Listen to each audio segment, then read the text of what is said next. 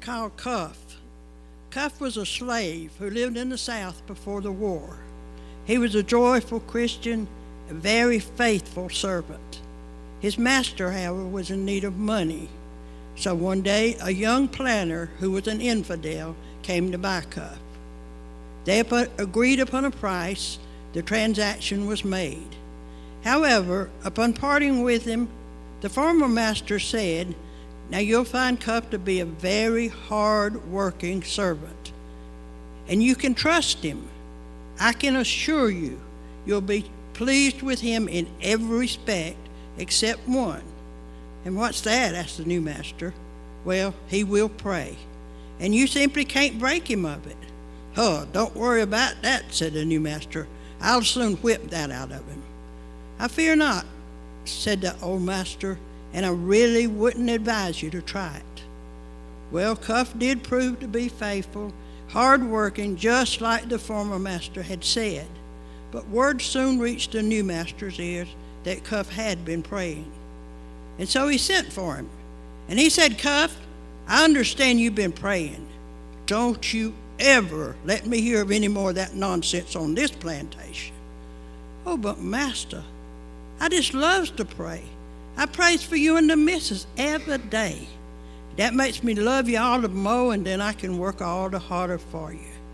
"Cuff, I said no more praying." Cuff went on about his day's duty, but at the end of the day, he was again found on his knees beside his bed in prayer. So next morning he was summoned to appear before the master. He said, "Cuff, I understand you've been praying again. I told you none of that stuff." "Oh, but master, I just has to pray. I can't live without it." This infuriated that master so much that he orders the shirt to be removed from Cuff's back. And then with a long leather strap and all the strength that he could muster, he beat that poor slave so unmercifully that even the master's wife ran out of the house crying, "Please, please stop it." And this infuriated him so much, he said, "You get back in the house or you'll be the next one to receive a lashing." He continued beating till all the strength that he had was totally exhausted. And then he ordered the slave's bleeding back to be washed in salt water.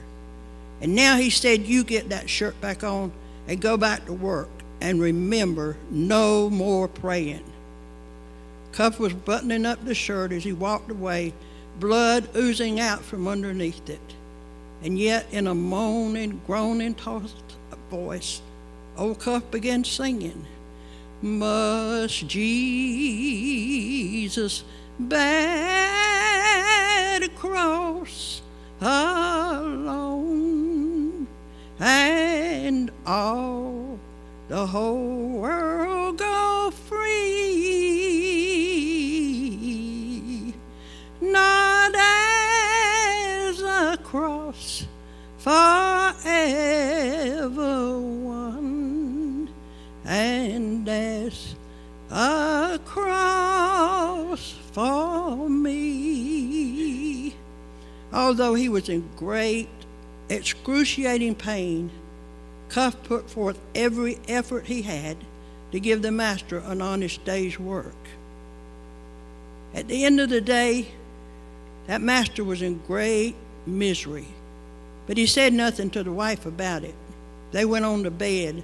Soon the wife was soundly sleeping, but regardless of how that master tossed and turned, in no position could he find comfort.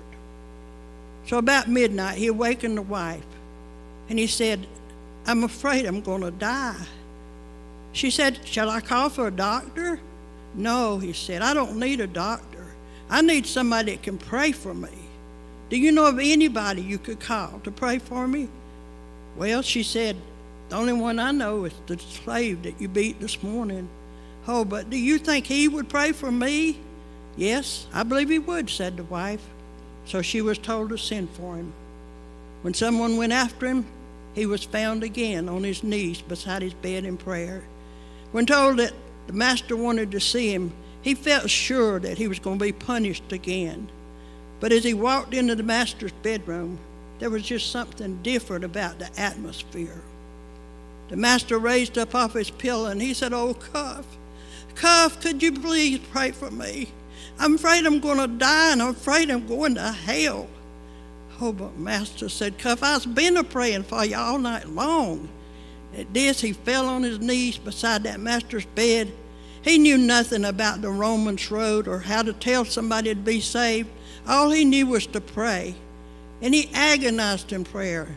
Before the breaking of another dawn, he had witnessed the conversion of both the master and his wife. Master and slave embraced. And old Cuff never worked another day on that plantation because he was immediately set free. And he and the master went out as an evangelistical team. They traveled all over the South, witnessing to the love of God and the power of